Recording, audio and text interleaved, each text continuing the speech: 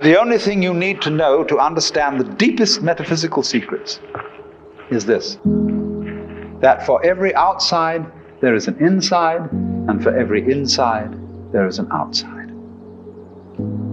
And although they are different, they go together. There is, in other words, a secret conspiracy between all insides and all outsides, and the conspiracy is this: to look as different as possible, and yet underneath to be identical. Because you don't find one without the other. Like Tweedledum and Tweedledee agreed to have a battle. Note that, agreed. So there is a secret. What is esoteric, what is profound, and what is deep is what we will call the implicit. What is obvious and on the open is what we will call the explicit. And I and my environment, you and your environment, are explicitly as different could be. But implicitly, you go together. And this is discovered by the scientist when he tries, as the whole art of science is to describe what happens exactly. And when he describes exactly what you do, he finds out that your behavior is not something that can be separated from the behavior of the world around you. He realizes then that you are something that the whole world is doing. Just as when the sea has waves on it, all right, the sea, the ocean is waving. And so each one of us is a waving of the whole cosmos, the entire works, all there is. And with each one of us, it's waving and saying, "Yoo-hoo, here I am." Only it does it differently each time. Because variety is the spice of life. But you see, the funny thing is, we haven't been brought up to feel that way.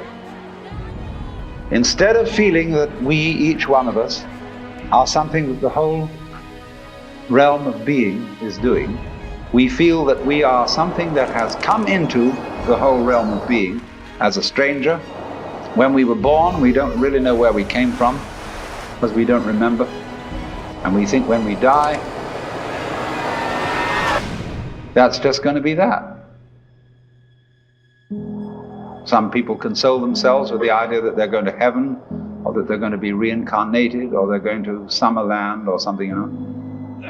People don't really believe that. For most people it's plausible. The real thing that haunts them is that when they die, they're going to sleep and never going to wake up.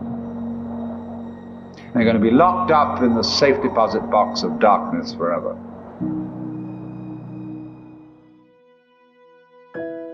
But that all depends, you see, upon a false notion of what is oneself. Now, the reason why we have this false notion of ourselves is, as far as I can understand it, that we have specialized in one particular kind of consciousness. Being very general, rough, we have two kinds of consciousness. One I will call the spotlight, and the other the floodlight. The spotlight is what we call conscious attention, and that is trained into us from childhood as the most valuable form of consciousness. When the teacher in class says, "Pay attention," everybody stares and looks fast at the teacher like that. That's spotlight consciousness. Fixing your mind on one thing at a time. Concentrate. And even though you may not be able to have a very long attention span, nevertheless you concentrate. You use your spotlight, one thing after another, one thing after another. Flip, flip, flip, flip, flip, flip, flip, flip, like that. But we also have another kind of consciousness, which I'll call the floodlight. For example, you can drive your car for several miles with a friend sitting next to you, and your spotlight consciousness will be completely absorbed in talking to your friend. Nevertheless, your floodlight consciousness will manage the driving of the car, will notice all the stoplights, the other idiots on the road, and so on, and you'll get there safely, without even thinking about it. But our culture has taught us to specialize in spotlight consciousness and to identify ourselves with that form of consciousness alone. I am my spotlight consciousness. My conscious attention, that is my ego, that is me. And very largely we ignore the floodlight. Now the floodlight consciousness is working all the time. Every nerve end that we have is its instrument.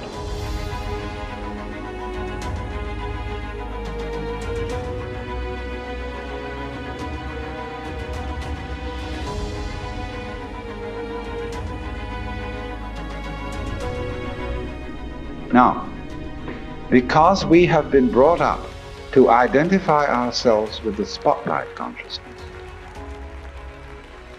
and the floodlight consciousness is undervalued,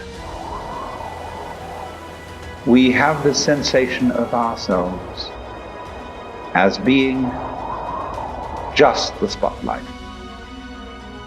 Just the ego that looks and attends to this and that and the other. And so we ignore and are unaware of the vast, vast extent of our being. People who by various methods become fully aware of their floodlight consciousness have what is called a mystical experience or a cosmic consciousness, because they discover that the real deep, deep self,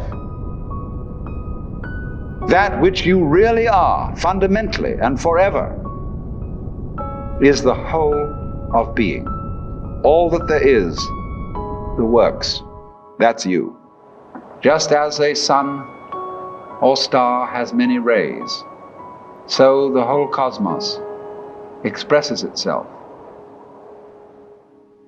in you, in you, in you, in you, in you, with all the different variations. It dances with infinite variety. But every single dance that it does, that is to say, you is what the whole thing is doing. But you see, we forget it.